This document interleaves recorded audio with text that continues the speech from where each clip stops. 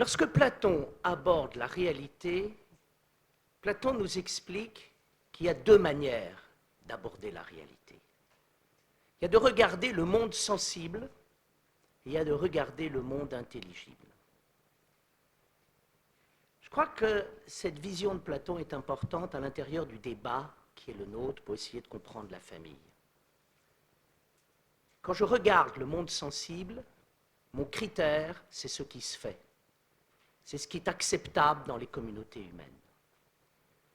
Quand je regarde le monde intelligible, mon critère, c'est ce qui est. Je crois que nous sommes dans une grande confusion à propos de la famille parce que nous avons totalement perdu le regard qui est lié à l'être et à ce qui est. J'ai été très frappé d'entendre les arguments qui essayaient de justifier le mariage pour tous. Il y en avait trois. Premièrement, il faut être tolérant. Deuxièmement, ça se fait. Troisièmement, il faut évoluer. C'est-à-dire qu'on a pensé le mariage pour tous dans une ignorance métaphysique et ontologique totale. On s'est fixé sur le devenir en regardant ce qui se faisait et ce qui était acceptable, et du coup, on n'a plus rien compris à la question de la famille. Si je regarde la famille uniquement avec les yeux de l'extériorité, la famille est un phénomène relatif. Et quelque part, dans la relativité, je ne pourrais que, effectivement, comme ça a été dit par mon prédécesseur, essayer de construire, de bricoler quelque chose pour tenir le coup à l'intérieur de la société. C'est ce qu'on fait. Nous sommes dans la nuit de la famille. Nous sommes dans la nuit de la société. Nous sommes dans une obscurité totale. Maintenant, si nous essayons de regarder la famille avec les yeux de l'être, de la profondeur, il en va autrement. La famille demeure ici non pas quelque chose de relatif, mais quelque chose qui est lié à l'absolu comme étant un haut lieu d'initiation spirituelle.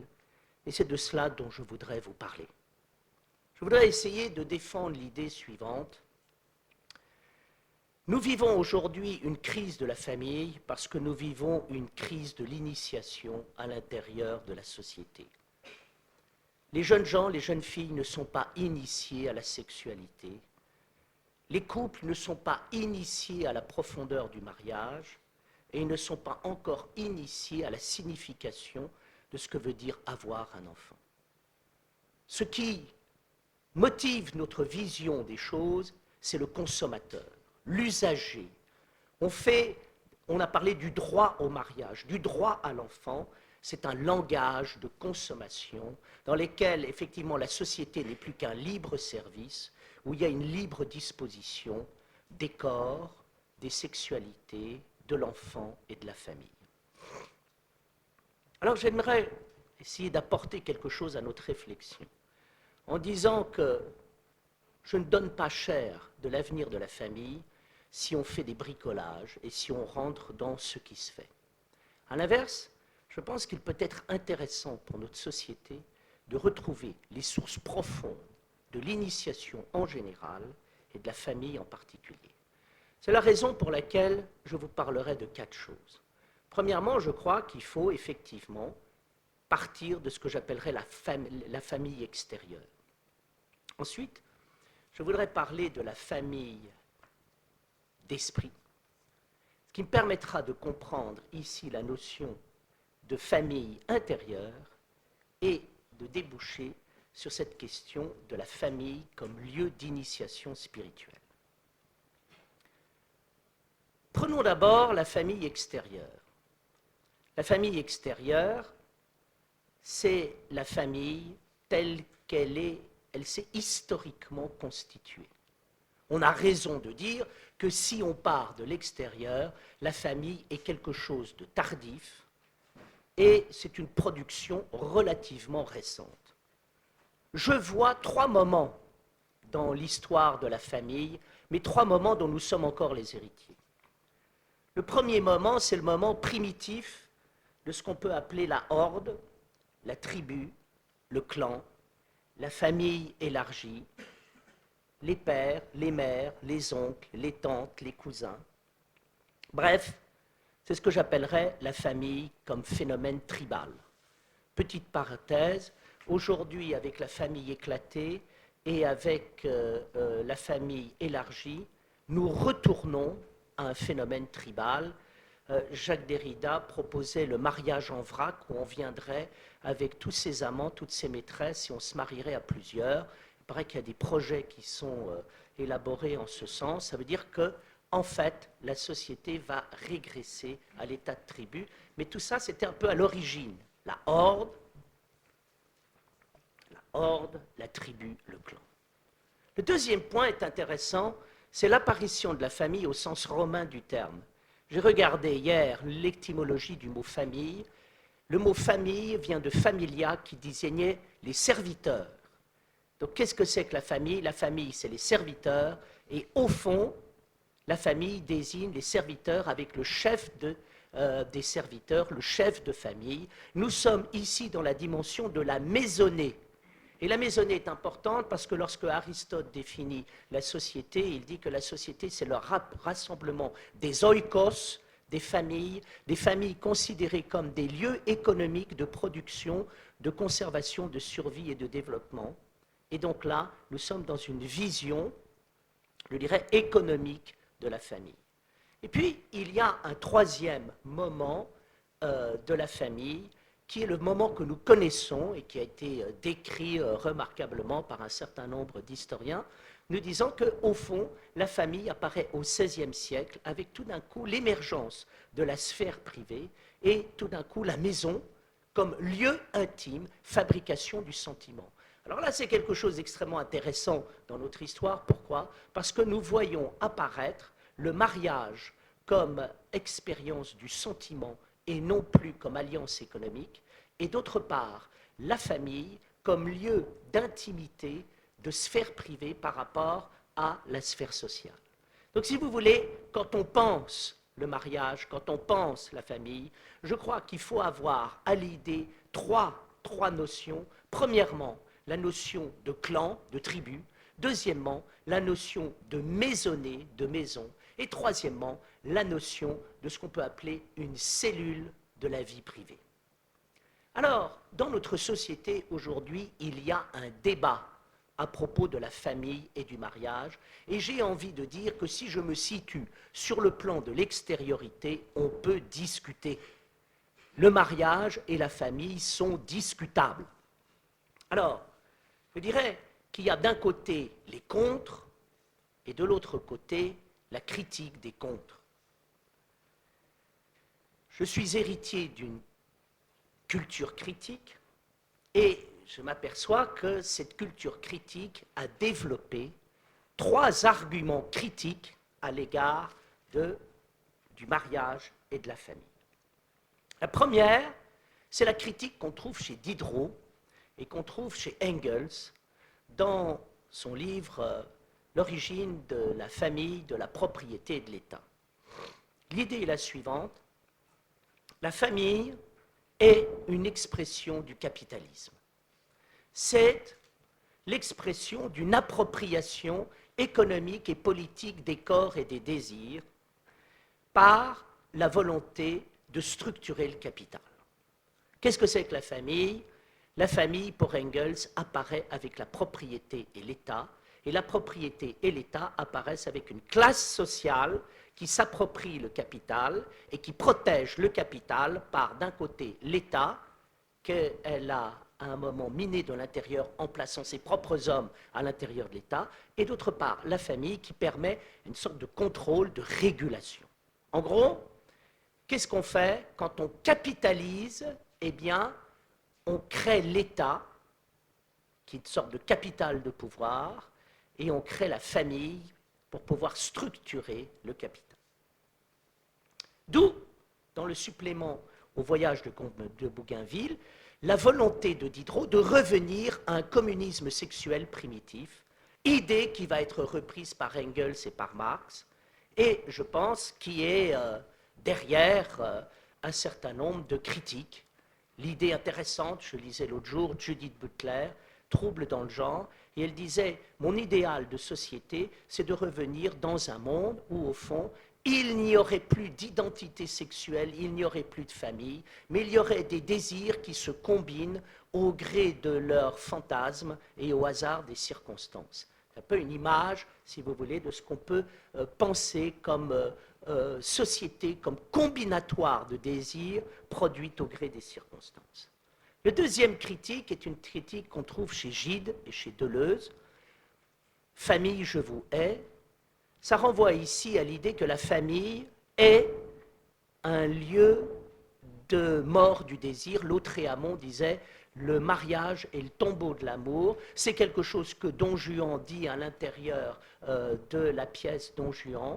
C'est l'insurrection du désir contre l'ordre familial, et nous trouvons ici la thèse de Deleuze, à savoir que la famille, comme triangulation entre le père, la mère et l'enfant, est en fait un lieu de ressentiment, un lieu réactionnaire, un lieu conservateur, qui veut à un moment territorialiser le désir et l'empêcher de s'épanouir. L'idée importante, le désir doit pouvoir être multiple, on doit pouvoir avoir de multiples partenaires en termes sexuels, et pourquoi s'enfermer dans la relation papa, maman et moi, avec ce que cela peut avoir de lourd.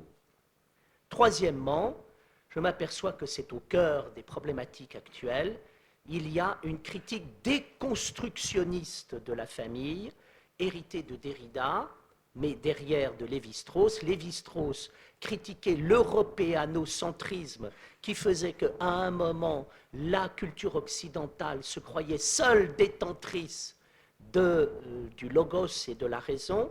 Nous vivons aujourd'hui une critique du centrisme, mais appliquée à la sexualité, au mariage, c'est-à-dire les partisans du mariage pour tous sont aujourd'hui contre l'hétérocentrisme et on pourrait dire contre le familialocentrisme. L'idée, est la suivante, et on va beaucoup en entendre parler demain, qu'il n'y a pas forcément un seul genre, il y a toutes sortes de genres, et il n'y a pas forcément un seul modèle de famille, il y en a plusieurs. Au moment du mariage pour tous, on a entendu, on a lu des articles dans Le Monde et ailleurs sur les nouvelles familles, les nouvelles parentalités. Donc, qu'est-ce que nous trouvons ici dans notre culture contre la famille? Critique du capital, critique de la territorialisation du désir, critique de l'européanocentrisme, de l'hétérocentrisme, du familialocentrisme, volonté de revenir à une liberté totale du désir et des corps, à une critique du capitalisme et à une ouverture à ce qu'on pourrait appeler le multiple ou encore l'aspect dionysiaque de la société. Donc, dans notre culture, aujourd'hui, il y a des partisans, derrière les partisans du mariage pour tous, il y a une vision métaphysique. Et la vision métaphysique, elle est clairement anti-métaphysique, anti-théologique, anti-chrétienne. Elle est pour, je dirais, un libéralisme et un libertarisme totalement décomplexé et totalement libéré. Et l'idée, c'est de dire, au fond, le mariage pour tous, la pluralité des sexualités, l'éclatement de la famille, c'est quelque chose qui va dans le sens d'une émancipation et d'une libération. Alors, je crois qu'on peut apporter quand même un certain nombre de critiques à l'égard de cette vision des choses que j'ai essayé de respecter sans trop la caricaturer, mais vous vous en doutez que je ne partage pas. Quelles sont les critiques que l'on peut aborder à cela? Premièrement, elles sont de trois types. Premièrement, je constate qu'historiquement parlant, la destruction de la famille est au programme de tous les régimes totalitaires. Et nous apercevons que dans un roman comme 1984 de George Orwell, il y a éradication de la sphère privée et interdiction d'avoir un sentiment individuel. C'est-à-dire que, loin d'être un lieu réactionnaire, la famille est au contraire un lieu de liberté. Et nous apercevons que c'est quand il n'y a plus de propriété et qu'il n'y a plus de famille qu'à un moment, on assiste à quoi? On n'assiste pas à la liberté de l'individu, on assiste à la toute-puissance de l'État qui se substitue à la famille et qui, à un moment, impose un ordre infiniment plus contraignant que celui de la famille. Donc ça, c'est le premier point. Je ne suis pas tout à fait sûr, face à la déconstruction, que la famille soit simplement un lieu réactionnaire d'hétérocentrisme et en même temps d'interdiction du désir. Je m'aperçois que les choses sont beaucoup plus complexes que ça et que justement, pour qu'il y ait un sentiment humain qui puisse se construire, il faut qu'il puisse y avoir une sphère privée et une certaine stabilisation de la sphère privée. Donc je crois que c'est très important de dire attention, ne touchez pas à la sphère privée et que celle-ci n'éclate pas. Le deuxième point qui me paraît important et qui va dans le sens de cette critique, c'est la critique que je ferai à Deleuze et à Gide, à savoir famille, je vous hais, vive le désir multiple. Je pense que les philosophies du désir sont des philosophies adolescentes. Ce sont des philosophies de gens qui ne veulent pas grandir. Ce sont ce qu'on appelle aujourd'hui, ce que Tony Alatrena appelle ce qui relève des interminables adolescences. Nous sommes dans un monde adolescent. Le monde de l'ego, le monde de l'individu, le monde du désir infini, du narcissisme total et de l'angoisse de l'engagement dans le couple, de l'engagement dans la responsabilité familiale. Je veux dire que famille, je vous hais, ce n'est pas forcément un cri de triomphe. Don Juan, le donjuanisme, n'est pas forcément un moment d'émancipation. C'est aussi un phénomène de gens perdus, incapables de construire un désir et une relation stable. Et je ne vois pas là un progrès dans la civilisation. Je crois qu'il y a ici, quelque part, une peur de vivre. Troisième point, la critique que l'on peut adresser cette fois-ci au déconstructionnisme, c'est que je crois que l'idée que la famille est une construction sociale, l'idée que le mariage est une construction sociale également. Quand on analyse les déconstructionnistes et les sociologues, ceux-ci nous disent la famille est une invention culturelle. Oui, mais j'ai envie de dire la critique de la famille est également une invention culturelle. Et je m'apercevrai qu'ici, en termes de naturalisme, si je dois effectivement dire qu'il y a une nature, j'appellerais nature deux choses. J'appellerais nature d'abord des données non humaines de l'existence. Et je dirais que dans le mariage et dans la famille, il y a des données qui sont des données non humaines. Ça veut dire quoi? Ça veut dire que pour faire un enfant, il faut un homme et une femme, et pour pouvoir l'élever, il faut un père et une mère. Et ça, ce n'est pas nous qui l'avons décidé, c'est quelque chose qui se reçoit. C'est comme ça. Et deuxième point, la nature renvoie à un processus évolutif, vivant. C'est la différence entre la matière et la nature.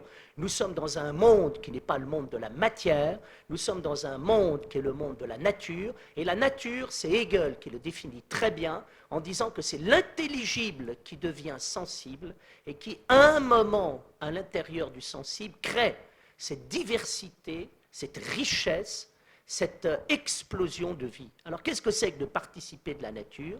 Nous participons de la nature, effectivement, parce que dans l'évolution de la vie, à un moment, la vie a choisi la sexuation entre l'homme, le masculin et le féminin, pour pouvoir vivre, et que le masculin et le féminin participent ensemble de l'évolution de la vie. Et moi, je crois, justement, sur ces problèmes de sexuation, je crois qu'il n'y a pas des sexualités, il n'y en a qu'une. Et je ne crois qu'il n'y a pas des familles, il n'y en a qu'une. C'est-à-dire, je crois que dans un monde évolué, nous participons de la relation entre le masculin et le féminin pour produire ce troisième qui s'appelle l'expansion de la vie et la transmission de la vie.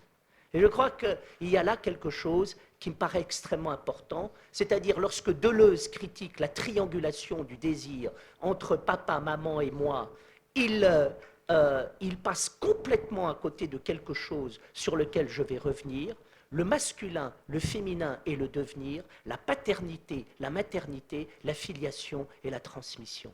Et là, nous sommes sur des opérateurs de vie absolument essentiels. Alors, ce que je crois, c'est que, en particulier à propos du mariage pour tous, on s'est totalement aveuglé en regardant ce qui se fait, en pensant le désir du point de vue adolescent uniquement en termes de liberté. Et on n'a pas été capable de ressaisir l'homme et la femme, le masculin et le féminin, à l'intérieur de la globalité de la vie pour voir le dynamisme et la transmission. Donc, oui, on peut adresser des critiques à la famille, mais on peut également adresser des critiques à ces critiques. Cela dit, je pense qu'il est important d'aller au-delà, et c'est le deuxième point que je voudrais apercevoir. La famille n'est pas simplement un phénomène social, ce n'est pas simplement un phénomène culturel. La famille est un phénomène spirituel. Qu'est-ce qui révèle ce phénomène spirituel? C'est cette extraordinaire question du Christ, quand à un moment les apôtres sont là et lui disent « ta mère est là et elle t'attend ». Et il a cette question « qui est ma mère? Qui est mon père? Qui sont mes frères ?» Je crois qu'il y a là quelque chose qui me paraît important, à savoir que la paternité, la maternité, la filiation, c'est une question. Alors c'est une question pourquoi? C'est une question parce qu'il y a des limites de ce que je pourrais appeler le père biologique ou la mère biologique, et il y a des limites du père juridique et de la mère juridique. C'est des choses que nous savons, ce n'est pas parce qu'on est un géniteur ou une génitrice qu'on est père ou mère. Et je dirais même, et c'est une limite à la notion de l'adoption, ce n'est pas parce qu'on reconnaît un enfant qu'on est père ou mère. Qu'est-ce qui permet à un moment de dire qu'on est père ou mère? Ce qui est père ou mère, c'est le moment où on a vraiment transmis à l'autre des valeurs qui lui permettent de vivre et qu'on a vécu la notion de genre, de génération. Alors là, je crois que puisqu'on va parler du genre, parlons du genre. Qu'est-ce qui est intéressant? C'est Aristote qui nous parle du genre. Quand il montre à un moment qu'il y a l'être, les genres, les espèces et les individus. Qu'est-ce que montre Aristote? À la base de l'existence, il y a l'être. Il y a une réalité fondamentale qui est quoi? Qui est l'expansion de la vie, qui est la cause première, le vivant premier, qui est, si vous voulez, Dieu, ce qu'on appelle la réalité de toutes les réalités, et qui est capable, le vivant, qui vit et qui fait tout vivre autour de lui. Ce qui est intéressant, c'est que le vivant se spécifie en genre, et les genres, c'est quoi? C'est ce qui va permettre de générer.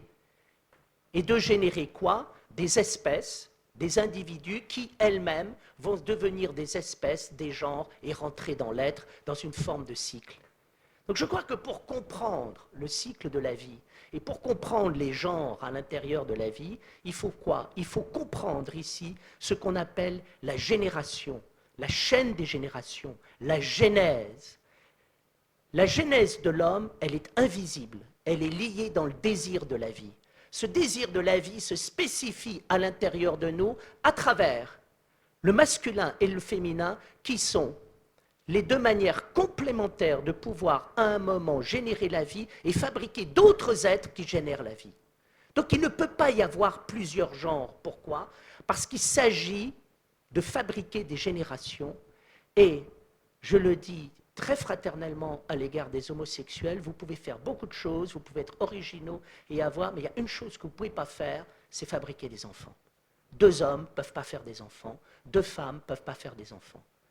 Je donne simplement comme anecdote, dans la salle des profs où je suis, il y a une collègue qui est homosexuelle qui a dit « pour l'instant, on ne peut pas faire d'enfants, mais avec la science, on y parviendra ». Donc nous sommes là dans des enjeux important. Je reviens à la question des générations, parce que ça nous ramène à la Bible, ça nous ramène à un moment, un sens très profond qu'il y a dans le judaïsme, à savoir que l'homme participe de la diffusion de la vie.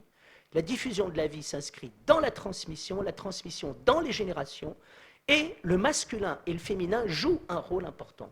Alors je voudrais ici revenir sur quelque chose qui est l'acte sexuel, et je pense qu'il y a quelque chose de profond à l'intérieur de l'acte sexuel qui nous introduise à l'intérieur du mystère de la vie. Lorsque j'ai lu Bergson dans les données immédiates de la conscience, j'ai été très frappé par une expérience, par un mot qu'utilise Bergson quand il parle de la durée. Et il parle de la durée en disant la caractéristique de la durée, c'est d'être une interpénétration. Interpénétration. Ça veut dire que les éléments qui fabriquent la durée sont intimement liés l'un aux autres et ils n'arrêtent pas de pénétrer et de se laisser pénétrer. Et la pénétration et le fait de se laisser pénétrer est quelque chose qui permet à un moment l'expansion de la vie et de la durée du temps.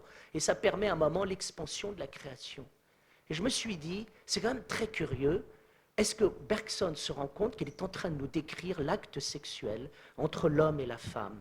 Lorsque l'homme et la femme s'unissent, il y a une interpénétration. Interpénétration réciproque. Nous pouvons dire que l'homme physiquement pénètre la femme et que la femme physiquement se laisse pénétrer par l'homme. Mais nous pouvons dire aussi que dans l'invisible, l'homme est pénétré par le féminin de la femme et la femme est pénétrante à l'intérieur de l'homme. Et nous assistons ici dans quelque chose qui est la noce mystique, la noce vitale, la noce ontologique, à quelque chose d'étonnant, c'est-à-dire les noces du masculin et du féminin, du visible et de l'invisible, où tout le monde est à la fois pénétré et pénétrant. Très important, parce que nous apercevons ici que le rêve de notre civilisation, de la bisexualité, se trouve réalisé, en fait, profondément, mais avec le respect de l'incarnation et des fonctions symboliques de l'homme et de la femme, et du masculin et du féminin. Ceci pour dire quoi? Ceci pour dire que quand nous touchons à la question de la sexualité du couple, nous touchons à un mystère invisible qui nous ramène dans l'essence du monde. Cet été, en écrivant mon livre sur la Grèce, je relisais la théogonie d'Hésiode et je m'apercevais que Hésiode dit la même chose que Bergson, qui dit la même chose que Hésiode. Comment est-ce que les Grecs pensaient la création du monde? Ils ont pensé la création du monde à partir des noces entre Gaïa, la terre, et Ouranos, le ciel, à partir de Eros, qui permet à un moment l'unité des deux. C'est-à-dire que lorsque nous rentrons dans la sexualité, nous rentrons dans quelque chose de cosmique. Nous rentrons dans quelque chose qui nous amène dans les racines de l'univers. Pour les Grecs, faire l'amour, c'est créer le monde. Et créer le monde, c'est faire l'amour. Pour ça qu'un de mes amis, qui était mon maître de yoga, disait « Est-ce que les gens se rendent compte de ce qu'ils font quand ils font l'amour? Est-ce qu'à un moment, ils ont imagination des énergies qui sont en train de déployer à l'intérieur de l'univers? Nous avons aujourd'hui, nous pensons, à mon avis, d'une manière criminelle, la sexualité comme un droit et comme un objet de consommation, et on empêche les gens d'avoir une sexualité, faute d'avoir une véritable initiation. Quand je parle initiation, puisque demain, il va y avoir des cours d'éducation sexuelle qui vont donner dans les écoles de 4 ans, est-ce qu'on va apprendre aux enfants autre chose qu'ils ont droit de devenir homosexuels? Est-ce qu'on leur apprendra le caractère cosmique du masculin et du féminin et des énergies créatrices profondes qui se dégagent quand ils font l'amour et quand ils vont faire l'amour? Malheureusement, j'en doute qu'on fabrique, j'ai peur qu'on fabrique des petits consommateurs du sexe, mais absolument pas des initiés à la sexualité.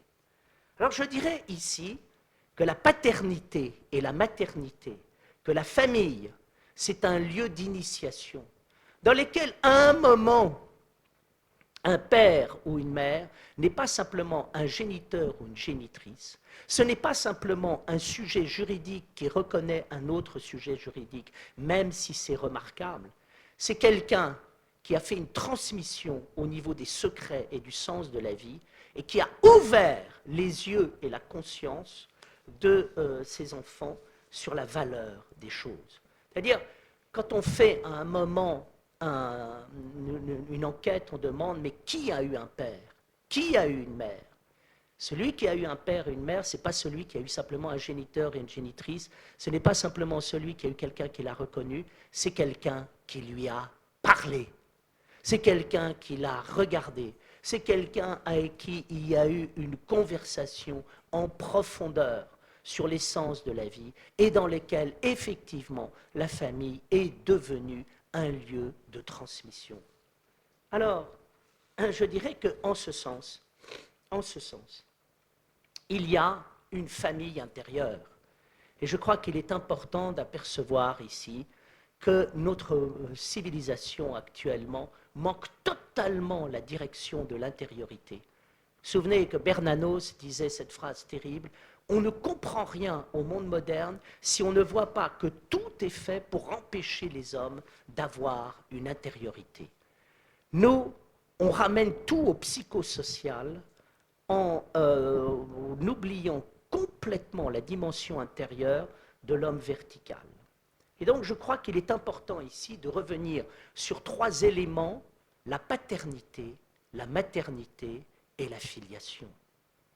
Je crois qu'il y a quelque chose, pourquoi est-ce qu'il nous est dit, j'essaie de dire, pourquoi est-ce que c'est très important de dire qu'il n'y a qu'une sexualité qui est celle du masculin et du féminin, parce que là, ce sont des lois de constitution de l'univers.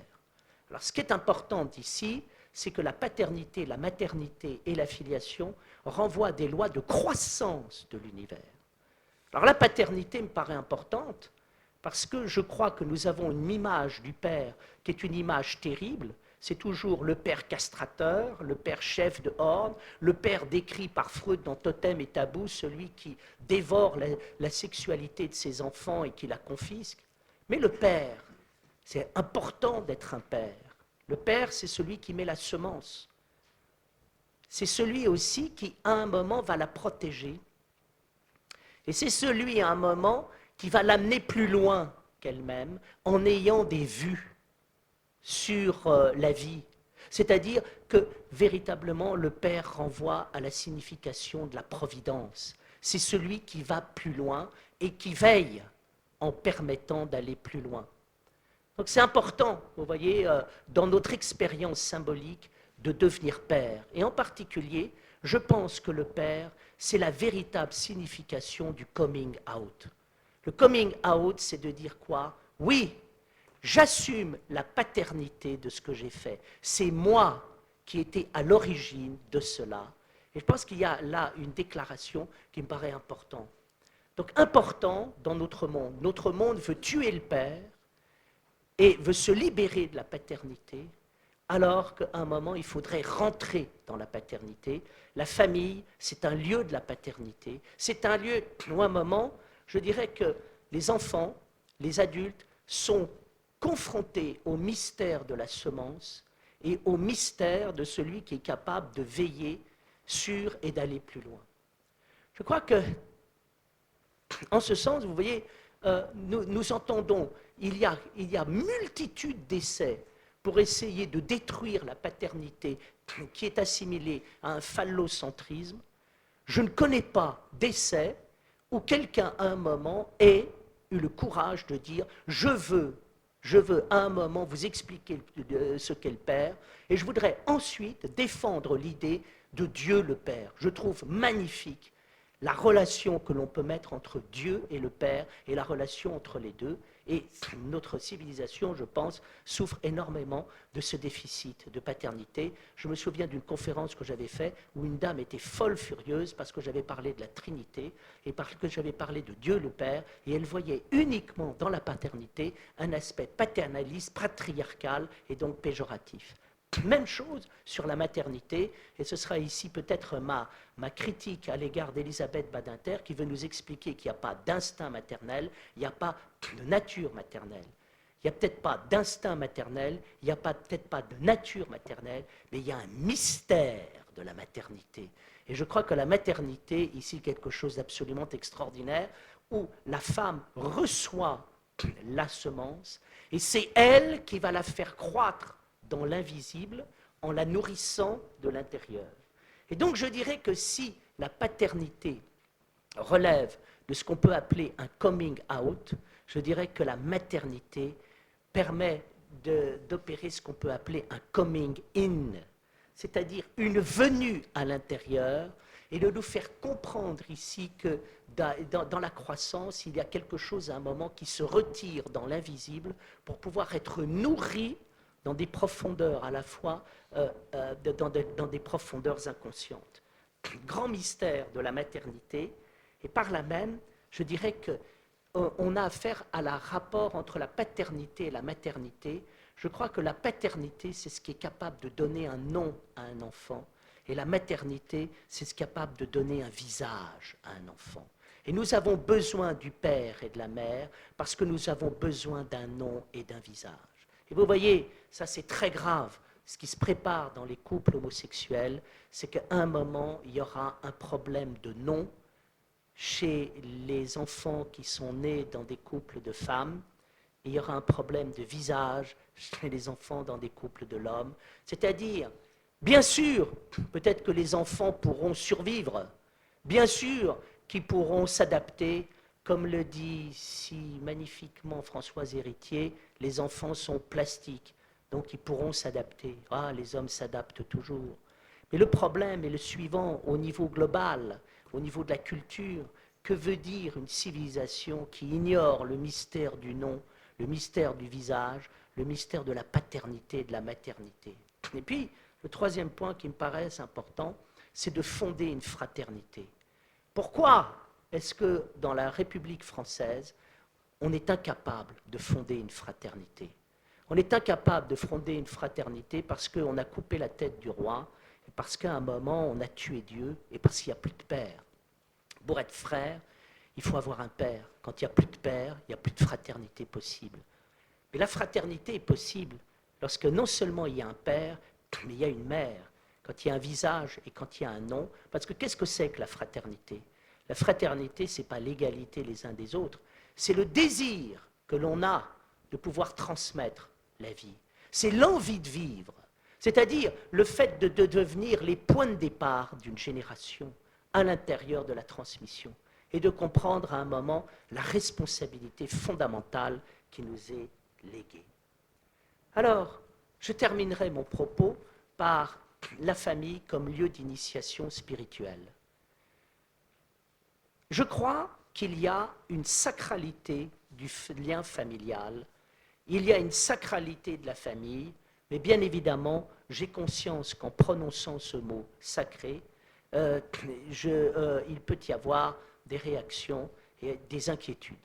En effet, je crois qu'il faut distinguer le sacré de violence à un moment du sacré de responsabilité et de rite. Qu'est-ce que j'appelle sacré? Qu'est-ce que j'appelle religieux?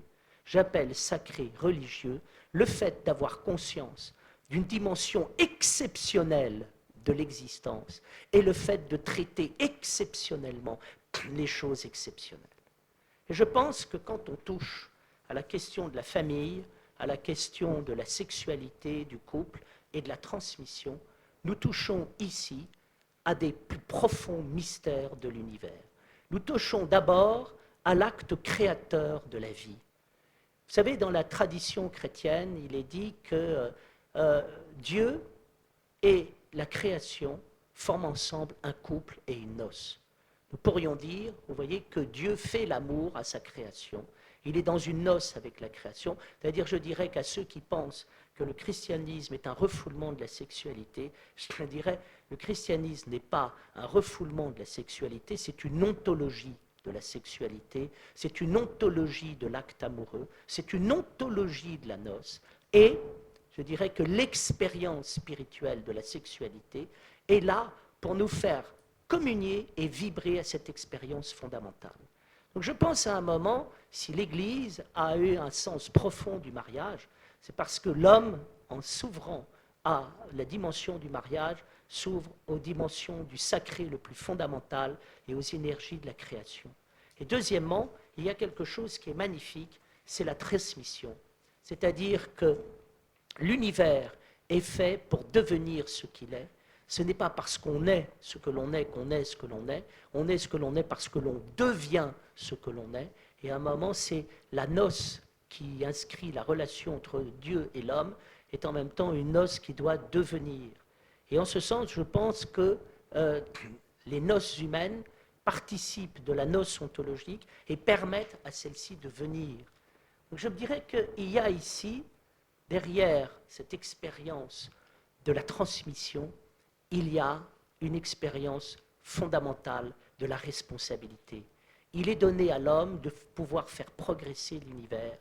Il est donné à l'homme de pouvoir faire vivre, à travers la noce primordiale dans laquelle il s'inscrit, des noces encore plus grandes.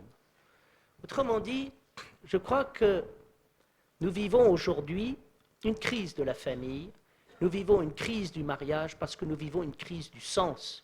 Et nous vivons une crise du sens, pourquoi ? Parce que notre existence n'est plus référée à ce que je m'appellerais son pôle ontologique. Donc je pense que dans les travaux qui sont le nôtre, il s'agit d'avoir un travail profond, il s'agit d'enseigner, il s'agit de faire une véritable information pour pouvoir expliquer ce que peut être le mystère du mariage et le mystère en même temps de la famille. Je pense qu'à ce moment-là, on évitera beaucoup d'errance et beaucoup de souffrance. Je vous remercie pour votre attention.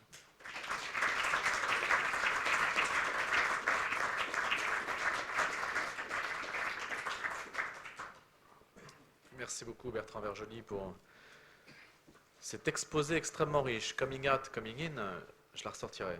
C'est vrai que c'est très efficace et pertinent. Si vous avez des questions, pour que nous ne perdions pas de temps et que vous puissiez vous exprimer, si vous voulez bien, monsieur, prendre le micro, ou alors une personne de l'organisation va vous le transmettre, ou vous, voilà. Vous vous présentez en 2 mots, puis vous posez votre question. Bonjour Alain. Ma question c'est, j'entends maintenant dans le Parlement et dans le Sénat qu'on parle de union de même sexe et on parle d'union de sexes différents. Je suis curieux, est-ce que c'est toujours comme ça ou est-ce qu'il y avait un changement? Parce que moi, c'est toujours au départ de penser à l'enfant, même avant qu'il comprenne les mots. Est-ce qu'avant, on parlait d'union de sexe opposé? Même s'il y a des défauts dans ce mot, ça exprime ou ça aide à comprendre qu'il y a quand même 2 choses. Alors, est-ce que c'est un récent changement qu'on parle de union de sexes différents, justement pour présenter tous les autres sexes qui vont venir? Ou est-ce que c'est toujours comme ça en France? Et est-ce que comment ça se passe dans le niveau universitaire et les intellectuels? Merci. Alors, vous savez que dans les débats sur le mariage pour tous, il y a des gens qui disent mais d'abord, on n'a pas défini ce qu'était le mariage. Alors beaucoup disent, vous voyez, la preuve que le mariage est ouvert à tous, c'est que pendant longtemps, on ne l'a pas défini. On ne l'a pas défini pourquoi? Parce qu'il ne venait même pas à l'idée des législateurs qu'on puisse envisager un mariage qui n'ait pas lieu entre un homme et une femme. Alors, je trouve que ce que vous dites mérite attention.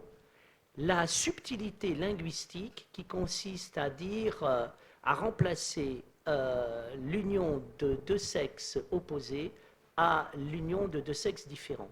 Je dirais qu'on voit bien ici les préoccupations sociales et politiques et les mutations culturelles. Lorsqu'on pose la question des sexes opposés, on se trouve ici encore dans une tradition initiatique où il y a des contraires qui ne sont pas des contradictoires. C'est-à-dire, il y a quand même encore l'idée que le monde progresse grâce à des couples d'opposés et qui vivent une complémentarité pour pouvoir aller vers un troisième. Je crois qu'aujourd'hui, nous sommes dans un monde qui est marqué, comme je l'ai dit, par le psychosocial et non plus l'ontologique. Et là, il s'agit à un moment de gérer des revendications, le droit à la différence, la tolérance, etc. etc. Donc je trouve votre analyse très intéressante. Moi, je crois que dans les milieux universitaires, J'ai peur que les milieux universitaires trouvent le problème ennuyeux, ne veulent pas s'installer à l'intérieur de celui-là, sauf quelques personnes responsables. Voilà. Et je crois qu'effectivement, voilà, je ne suis pas sûr que beaucoup de milieux universitaires soient sensibles à la complémentarité des opposés et à la signification symbolique et ontologique du couple. Simplement, quand vous parlez du sujet, est-ce que vous dites union de sexe opposé ou union de sexe différent dans les universités? Personnellement, pour moi, le mariage n'est pas l'union de sexe, c'est l'union d'un homme et d'une femme. Et je trouve très intéressant aujourd'hui, et vous voyez, s'il y a aussi quelque chose qui m'alerte, c'est que lorsque je lisais le livre de Judith Butler, je m'apercevais qu'elle ne parlait pas d'être humain, mais de corps, et elle ne parlait pas, alors jamais d'amour, bien évidemment, mais de sexualité. Donc, la question du mariage se passe entre des corps et des sexualités. Et je crois qu'il y a là, dans cette vision matérialiste, quelque chose qui coupe l'homme en deux, parce qu'à un moment, on ramène l'homme à son sexe. Et je suis très étonné de cette vision des choses de la part d'une féministe, alors que, justement, Simone de Beauvoir ne voulait pas qu'on identifie la femme à son sexe. Donc je crois qu'il y a ici des confusions, hein, et je pense que ces confusions viennent, elles sont tout à fait, je dirais, symptomatiques de l'état dans lequel on est. Je crois, bon, l'homme, on l'animalise, puisqu'on pense que l'homme n'a pas d'âme, c'est simplement un animal, puisqu'on pense qu'il n'a pas d'âme, il a un corps, et puisqu'on pense qu'il n'est pas une personne, mais il est un sexe. Donc si vous voulez, pour moi, c'est un dispositif d'aliénation qui parle le langage mercantile du monde comme libre-service, consommation et réification. Voilà.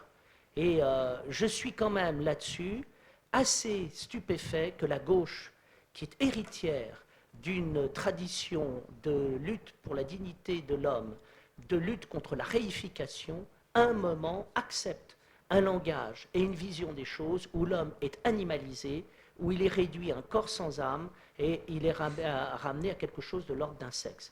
Alors j'ai très bien compris qu'à un moment, la gauche le fait, elle est matérialiste parce qu'il faut nommer les choses et parce qu'il y a des combats politiques, mais je pense qu'à un moment, c'est quelque chose qui va dans le sens de la dépersonnalisation et de ce qu'elle a voulu, de ce contre quoi elle a voulu s'élever en s'élevant contre certains aspects du capitalisme. Je peux parler comme ça? Oui. Allez-y, Jeanne. Jeanne Smith, je suis présente. Jean Paul II, pardonnez-moi de citer, je sais que vous êtes orthodoxe, voyait Dieu comme une trinité, comme une famille. Oui. Ce qui est un concept qui me paraît très intéressant, puisqu'à partir de ce moment-là, nos familles humaines ne sont plus qu'analogiques par rapport à cette famille parfaite. Et ma question est donc, qu'en pensez-vous et peut-on penser la famille sans Dieu? Très bien. Alors, je pense, je ne l'ai pas dit directement, mais je suis 1000 fois d'accord avec vous. Je crois à la pertinence du domaine du modèle trinitaire pour comprendre le monde, pour comprendre toutes nos relations humaines, pour comprendre comme structure de la société dans laquelle nous sommes. Et je dirais qu'effectivement, il y a le mystère de la paternité, de la maternité, de la filiation à travers le Père, le Fils et l'Esprit. Et je crois effectivement qu'on ne peut pas penser la vie sans Dieu. On ne peut pas penser la vie sans le souffle trinitaire. Et je crois qu'à un moment, là, nous pouvons, notre civilisation se perd quand elle perd le sens de la divine Trinité, et elle est sauvée quand elle revient vers la Trinité. Et moi, je crois que ça, et ici, nous sommes devant une structure métaphysique et théologique et humaine et anthropologique fondamentale. Et je crois que ce que vous dites est essentiel.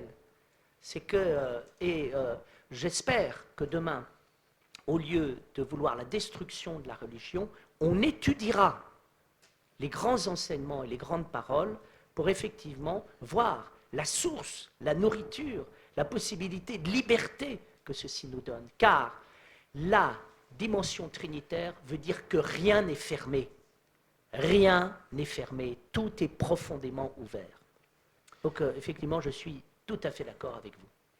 Mais Bertrand, si je peux rebondir à ce que demandait Jeanne Smith, peut-on penser la famille sans Dieu? Ce faisant, vous tombez dans une sorte de piège, puisque ça veut dire que si vous ne croyez pas en Dieu, vous n'êtes pas tributaire d'une vision commune de la famille. Pas Et du donc tout. tout devient arbitraire. Pas du tout.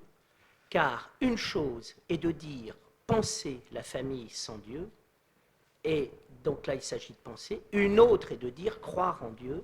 Je peux pas, je suis obligé de croire en Dieu. Alors, je crois que justement, il faut ici expliquer que ce n'est pas quelle est la bonne manière de poser la question. La bonne manière de poser la question, ça n'est pas de dire il faut croire en Dieu pour pouvoir faire une famille. Moi, je crois qu'on va prendre le problème autrement. Je crois qu'il faut dire aux gens, voilà, je vais vous parler de la famille et de Dieu. Maintenant, que vous y adhériez ou que vous n'y adhériez pas, c'est votre problème. Et vous avez parfaitement la possibilité de ne pas y adhérer. Mais je me permets de vous dire que ça, c'est la structure fondamentale. C'est-à-dire, je ne fais pas de l'adhésion collective à une proposition la condition de possibilité de sa validité. Et je considère qu'actuellement, il y a quelque chose qui est très grave, qui est, au fond, de ramener la vérité à une majorité et à un consensus. La vérité, elle vient d'une parole.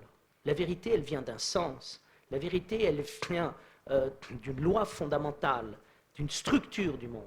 Et je pense que leur dire, écoutez, il y a la vérité et il y a votre liberté et vos choix. Mais ce n'est pas parce qu'il ne faut pas non plus tomber dans une dictature, dire, parce que vous réclamez le droit de ne pas croire, vous m'obligez à ne plus dire la vérité et à dire ce qui est. Parce que j'ai quand même envie de dire, quand je pense la nature à partir de Dieu, ce n'est pas une croyance de ma part, il y a de la pensée quand même. Quand je dis, écoutez, réfléchissez, pourquoi le père, la mère et l'enfant? Qu'est-ce que c'est que la paternité, la maternité, la filiation? Quelle est la relation à la Trinité? Là, je ne suis pas dans l'ordre de la croyance, je suis dans l'ordre de la pensée. Vous voyez? Et donc, je crois qu'aujourd'hui, nous vivons une véritable dictature de l'opinion et de la liberté qui, à un moment, nous interdit de parler, et nous interdit de parler de ce qu'on peut appeler, entre guillemets, le religieux, ou la religion, en disant « Ah oui, mais avec ce que vous dites, tout le monde ne sera pas d'accord, donc ce n'est pas valable. » Ça voudra dire que, au fond, la condition de validité de quelque chose, c'est que tout le monde soit d'accord. En général, quand tout le monde est d'accord, c'est toujours stupide, on se met toujours d'accord sur des choses insignifiantes. Monsieur.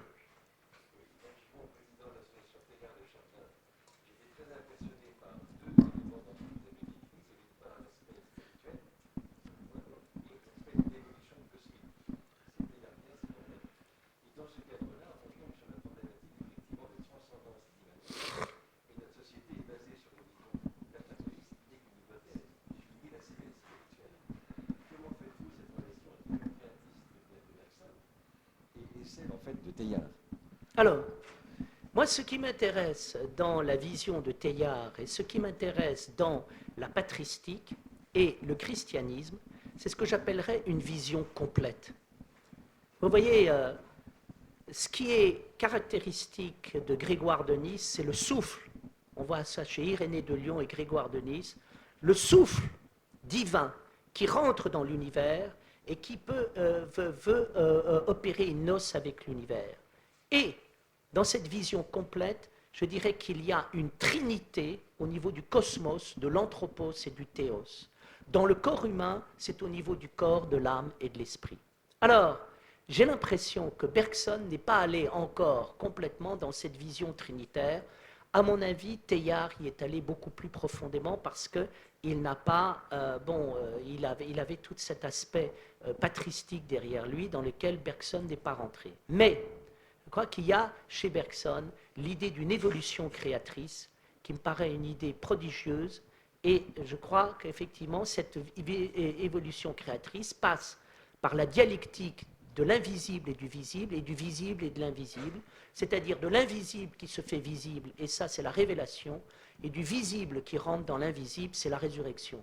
Et donc je crois que nous vivons là un dynamisme anthropologique, cosmique et théologique énorme, et je pense, enfin pour moi, c'est que il faut que notre civilisation retrouve ce souffle immense qui permet de donner du sens à chaque chose. Je veux dire que, prenons la question de l'immanence et de la transcendance.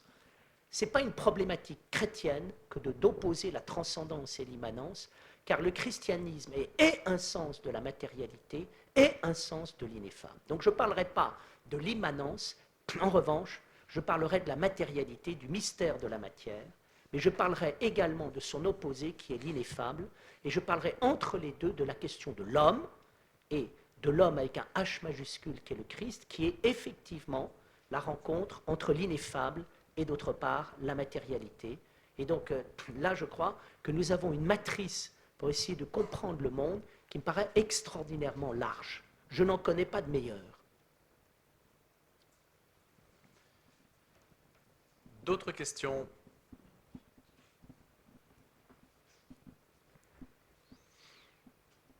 J'en aurais une. Vous avez parlé de la réflexion sur le père qui était finalement absente des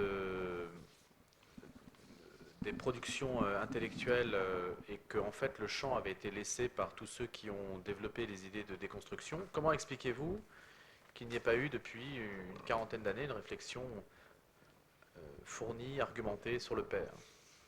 Bien, je pense que parce qu'à un moment, il y a une mutation. Si vous voulez, je crois que notre situation intellectuelle et métaphysique se comprend beaucoup à partir de la problématique des années 50. Qu'est-ce qu'on voit surgir dans les années 50? On voit surgir, premièrement, l'existentialisme, deuxièmement, le structuralisme, troisièmement, la vision lacanienne des choses, et quatrièmement, ce que j'appellerais un néo-marxisme anticommuniste, gauchiste. Bon. Et qu'est-ce qui se passe? On est dans un monde qui est le monde de la révolte, et je crois qu'il y a eu une critique. Le père est assimilé au phallocentrisme. Donc ça, on est très tributaire des visions de Sartre et surtout de Simone de Beauvoir, c'est-à-dire d'une partie du féminisme. Si nous prenons l'évolution du féminisme, nous apercevons qu'il y a trois types de féminisme. Il y a le féminisme qui réclame l'égalité des droits, il y a un féminisme qui réclame la liberté pour la femme de s'inventer, et puis maintenant nous avons un autre féminisme qui déclare la disparition de la notion de femme comme étant quelque chose qui est encore trop phallocentrique.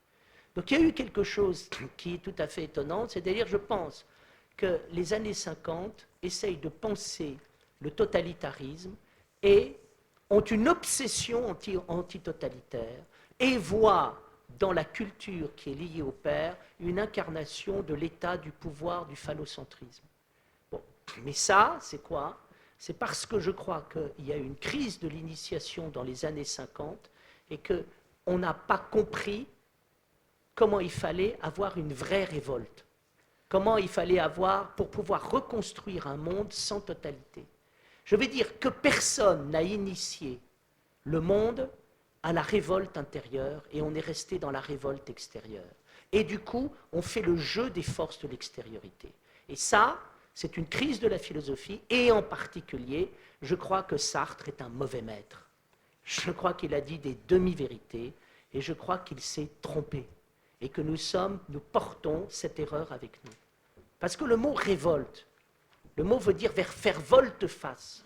Il y avait quelqu'un qui avait bien compris ce que voulait dire la vraie révolte, c'était Alain quand il dit « penser, c'est dire non », et il rajoute tout de suite « dire non à soi ». Qu'est-ce que dit Sartre? Sartre écrit avec Victor un livre qui s'appelle « On a raison de se révolter ». Donc on est dans un monde qui prêche la rébellion. C'est ce qu'on retrouve chez Camus. Camus, Sartre, pense que pour lutter contre le totalitarisme, qu'il soit stalinien ou nazi, il faut être des révoltés à l'infini. Mais ils oublient de se révolter contre eux-mêmes et d'aller dans l'autre face d'eux-mêmes pour découvrir leur profondeur. Parce que personne ne les a initiés à l'expérience intérieure. Et que tout a été fait à un moment pour un moment détruire cette notion d'intérieur. Vous voyez, à un moment, Bouvray s'écrit un livre sur le mythe de l'intériorité. Et Judith Butler, elle est contre les notions de personne et les notions d'intériorité. Eh bien, je pense, si vous voulez, que ceci, c'est la raison pour laquelle on n'est plus capable de parler du Père. Parce que lorsque je vais dans l'intérieur, qu'est-ce qui se passe? Je découvre que le Père n'est pas simplement une figure de l'autorité, je découvre que le père, c'est le père symbolique et que le père est jeune. Le père n'est pas vieux, le père, c'est la semence. Quand même important. Vous voyez, donc, on imagine toujours le père comme un vieux et jamais comme un jeune. On l'imagine toujours sous l'angle du pouvoir. Pourquoi? Parce que nous sommes demeurés adolescents métaphysiquement dans nos têtes. Merci Bertrand Vergely. Une dernière question, peut-être rapidement, puis on donnera la parole à Francis Mouot en attendant que Jean-Didier Lecaillon arrive. Rapidement, je Madame. suis Claire Millet, je suis membre d'un groupe de réflexion dans la mouvance des semaines sociales sur le statut des enfants. Et je vous rejoins dans tout ce que vous avez dit. Il y a un travail qui est fait au sein de ce groupe sur le problème de l'inceste, qui touche, que beaucoup de personnes confondent avec les questions de viol, alors que l'inceste touche à toute la problématique de la filiation, de la transmission que vous venez de... et bien sûr de toute la structure familiale. Il y a actuellement des actions qui sont menées avec des amendements portés sur les lois en cours du gouvernement, car l'inceste ne figure pas nommément dans la loi française. Donc on ne le connaît. Ce qui n'est pas nommé n'existe pas. L'inceste n'existe pas.